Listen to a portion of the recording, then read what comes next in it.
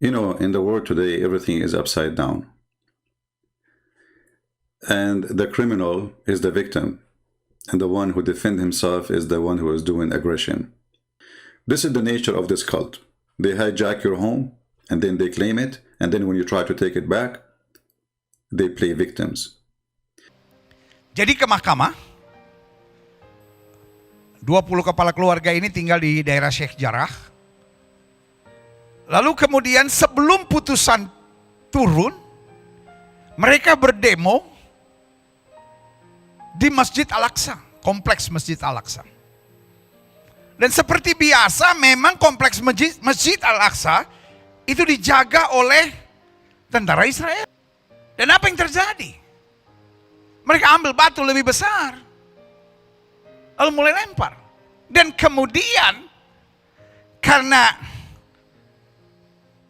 wilayah Masjid Al-Aqsa itu ada di atas, mereka mulai melempari batu ke arah Western Wall atau tembok ratapan. Dan di situ tentara Israel mulai memukul mereka mundur. Memukul mundur itu artinya mendorong mereka supaya keluar dari wilayah yang berdekatan dengan Western Wall, lalu diarahkan ke bagian pintu gerbang indah. Polisi Israel mulai masuk ke masjid, mencari mereka dan menyuruh mereka menghentikan. Karena ternyata di dalam masjid itu mereka jumpai begitu banyak batu yang dipakai untuk melempari polisi dan tentara Israel. Tetapi di dalam masjid kemudian ada propaganda live. Mereka sudah siapkan kamera-kamera, mereka siapkan handphone-handphone untuk live ke seluruh dunia, memberitahu bahwa tentara Israel menyerang mereka. Hello? Ribut! Tidak ada satu negara pun yang dikirim 800 roket akan diam. Bagaimana kita bisa bilang Palestina terjajah? 1.500 lebih rudal, saudara. Iya kan? 800 pertama Israel diam. Hello? Itu yang namanya terjajah. Apakah Israel harus lenyap dari muka bumi demi atas nama kemanusiaan? Come on. Kita harus jujur dengan diksi-diksi yang ada. Palestina tidak terjajah. Dimulai dari persoalan dari 20 kepala keluarga di Sheikh Jarrah yang dia tinggal di sana, tetapi tidak punya de jure, de facto-nya dia tinggal. Tetapi tanah itu adalah tanah dari pemerintah Yordan waktu itu. Tapi apa yang terjadi? Mereka lari masuk setelah mereka melempari batu melempari batu polisi dan tentara Israel. Lalu apa yang terjadi? Mereka masuk ke dalam masjid. Folks, masjid itu tempat ibadah. Pertanyaan saya, apakah mereka menyadari itu tempat suci? Kalau setelah mereka melakukan sebuah kejahatan, mereka justru lari masuk ke dalam masjid. Pertanyaan saya, setelah saya buat kejahatan apapun, saya tempeleng orang, saya ludahin orang, saya tendang orang, saya lempar batu orang, lalu saya lari ke gereja. Pertanyaan saya, polisi akan kejar saya di gereja enggak? Pasti. Yang jahat bukan yang mengejar, yang jahat adalah yang bersembunyi. Karena itu tempat ibadah, bukan tempat sembunyi. Saya menggambarkan ini agar saudara tahu kebenarannya. Karena saya mau jemaat Tuhan stop dalam dukung-mendukung. Indonesia sedang banyak masalah. Jangan sampai gara-gara mendukung Israel dan Palestina akhirnya Indonesia pecah. Indonesia sudah cukup banyak masalah, teroris saja belum selesai, saudara. Apalagi saya dengar ada orang-orang yang siap dikirim ke Palestina, siap habisi Israel, siap habisi Palestina. Bodoh! Kalau memang kau punya hati yang demikian, beresin teroris yang ada di Poso dulu. Beresin pembunuhan KKB yang ada di Papua dulu. Itu dulu yang kita beresin.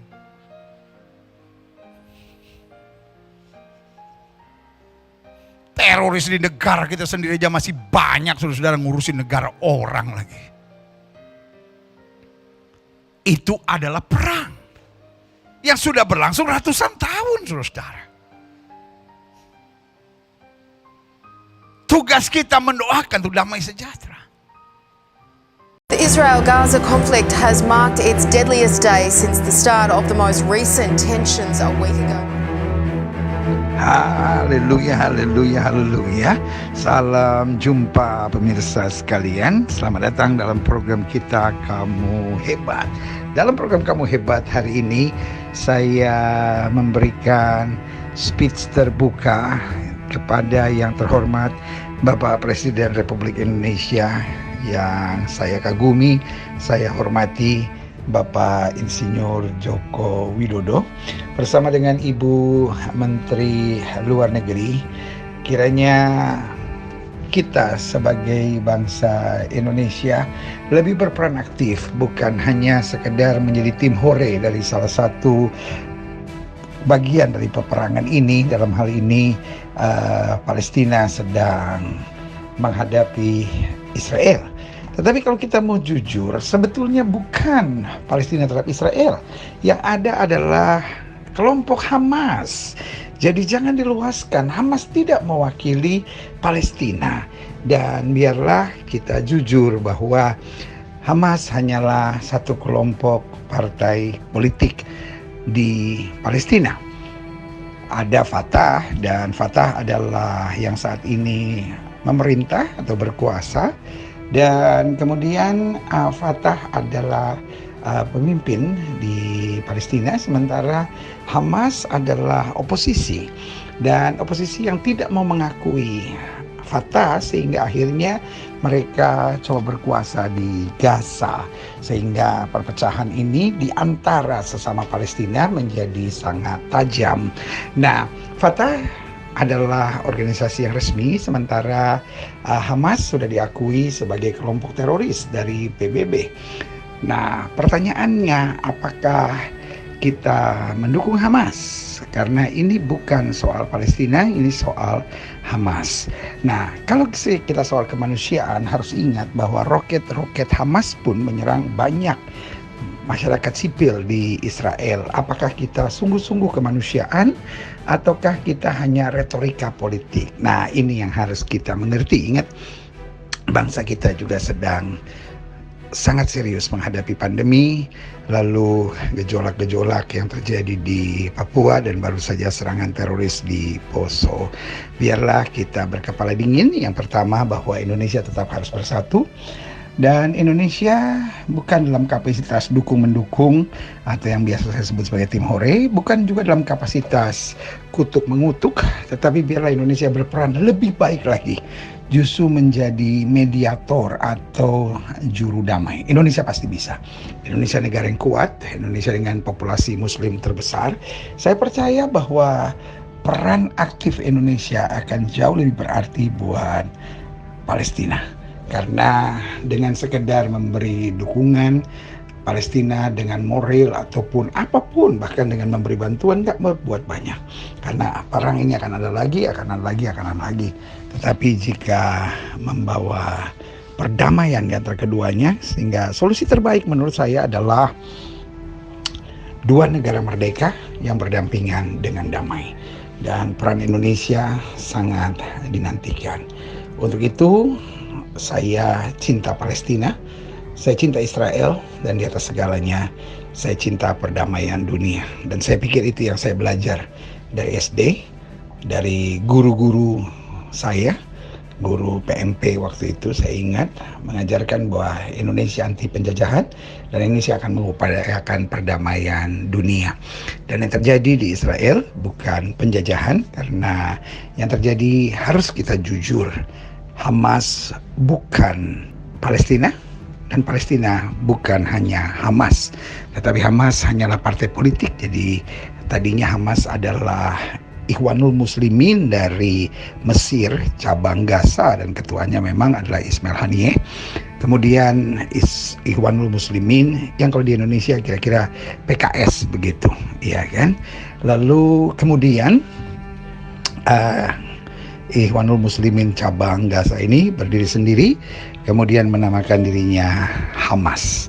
tetap dipimpin oleh Ismail Haniyeh. Jadi apakah kita rela hanya mendukung partai politik, ataukah ini hanya gerakan-gerakan politik yang kemudian diberikan narasi-narasi sehingga kemudian membingungkan masyarakat yang tidak tahu banyak. Untuk itu, dengan video ini saya sedikit mau memberi gambaran tentang apa yang terjadi antara Israel dan Palestina. 8 bulan saya sempat tinggal di Yerusalem. Saya berkawan banyak dengan pemimpin-pemimpin Palestina, bahkan dengan Perdana Menterinya.